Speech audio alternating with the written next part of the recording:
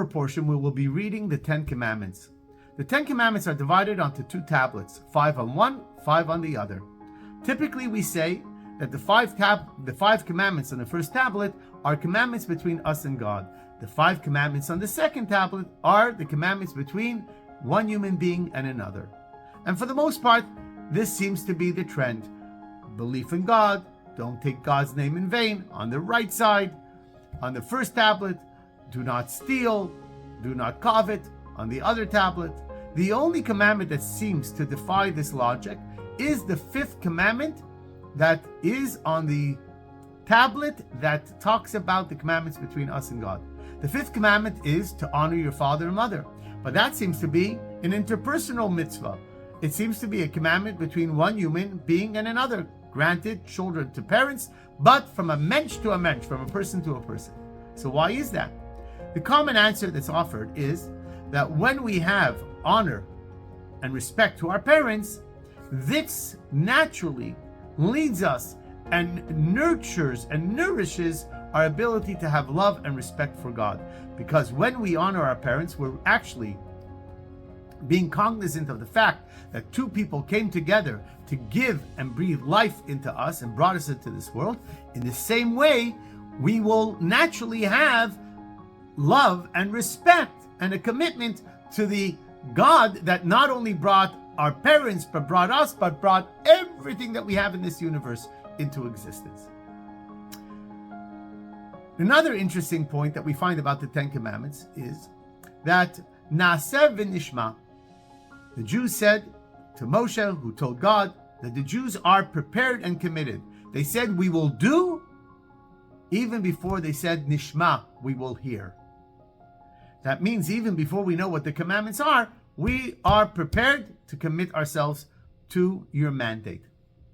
Now, interesting, the word nishma means really not only to hear. Of course, you can't keep a commandment that no one tells you about, but the word nishma means to understand. Now, the truth is, if nishma is meant to have us know that the translation of the word should be to understand, why don't we use the Hebrew word to understand? Why nishma? I'd like to offer that the word nishma, to hear, is so important to the history of the Jewish people.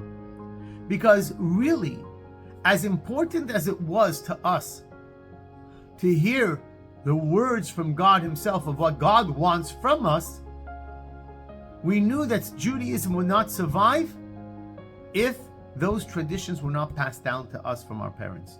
Nishma means that we have to constantly hear them. From who? From our parents, who heard them from their parents, who heard them from their parents. The idea that we are honoring our parents also is part of that they are another link in a chain that we are able to hear what they have to say. We learn, not only do we learn the facts of Torah from our parents and grandparents, we learn how to live life, how to live a Jewish life from our parents. And the most important thing that we could be for our children is an example of how life is meant to be lived.